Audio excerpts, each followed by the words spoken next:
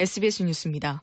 보호 철거 여부를 놓고 논란이 돼왔던 4대강 보호와 관련해서 금강의 보호 2곳과 영산강의 한 곳에 대해 환경부 산하 4대강 조사평가위원회가 보를 해체하는 방안을 결정했습니다. 4대강 조사평가위원회는 오늘 오전 서울정부청사에서 브리핑을 갖고 4대강 가운데 금강과 영산강 유역의 보 5곳에 대해 이 같은 처리 방안을 발표했습니다.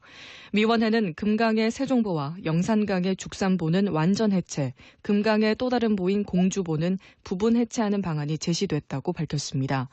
가장 주요한 평가 기준은 보 해체 시의 경제성으로 보 존치 때와 대비해서 비용 및 편익을 분석했으며 보의 안전성과 지역 주민 인식도 반영했다고 밝혔습니다.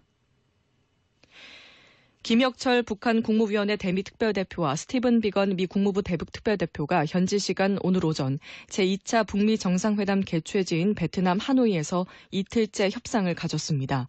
김 특별대표는 현지 시간 오늘 오전 숙소인 베트남 정부 게스트하우스를 떠났습니다. 이동에는 김성애 통일전선부 통일책략실장과 최강일 외무성 북아메리카국 부국장이 함께했습니다. 김 특별대표 일행이 탄 차량은 10여 분 정도 뒤에 시내에 있는 뒤파르크 호텔에 도착했습니다. 이 호텔은 비건 대표가 머물고 있는 숙소로 어제 북미 양측은 이곳에서 하노이에서의 첫 실무 협상을 가진 바 있습니다.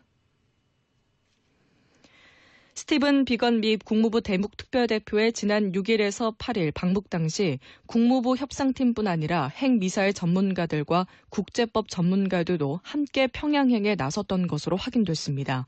이와 함께 트럼프 대통령은 정기적으로 북한 문제에 대해 보고를 받고 진행 상황을 직접 챙기며 협상팀에 갈 수 있는 한 멀리 가보라고 독려하는 등 문제 해결에 전념하고 있는 것으로 전해졌습니다.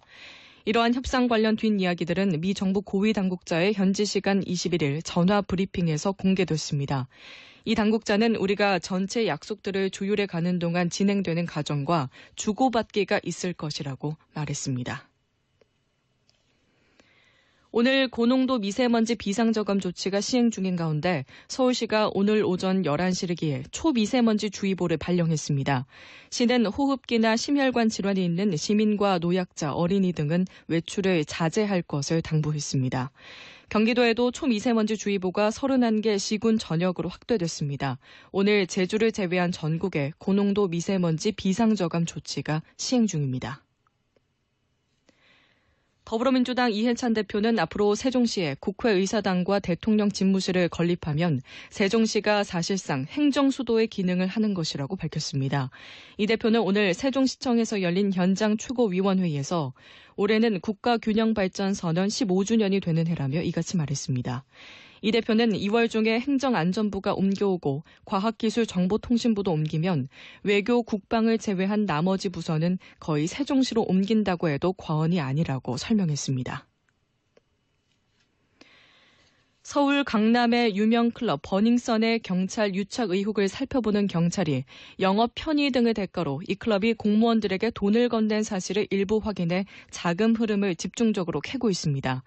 경찰에 따르면 서울지방경찰청 광역수사대는 경찰이 과거 버닝썬의 미성년자 출입 사건을 무혐의 처리한 사건과 관련해 전현직 경찰관 등을 조사 중이며 이들 중 일부는 뇌물 공여 또는 수수 혐의로 입건했습니다. 입건자 중에는 전직 경찰관 강모 씨도 포함됐습니다. 강 씨는 클럽과 경찰 유착의 연결고리 역할을 했다는 의혹을 받는 인물로 어제 소환 조사를 받았습니다. 경찰은 버닝썬 측이 영업정지를 피하기 위해 강 씨를 통해 경찰에 돈을 건넸을 가능성이 있다고 보고 자금 흐름을 살피고 있습니다. 날씨입니다. 사흘째 고농도 미세먼지가 기승을 부리고 있습니다. 오늘은 전국에 가끔 구름이 많이 끼겠고 제주도는 낮부터 오후 사이에 비가 조금 오는 곳이 있겠습니다. 전남 남해안은 산발적으로 빗방울이 떨어지는 곳이 있겠습니다. 낮 최고 기온은 서울 9도를 비롯해 전국이 7도에서 14도로 어제보다 조금 높아서 낮 동안에는 포근하겠습니다. 서울지방 현재 기온은 7도, 습도는 50%입니다. 김민형입니다. 뉴스를 마칩니다. SBS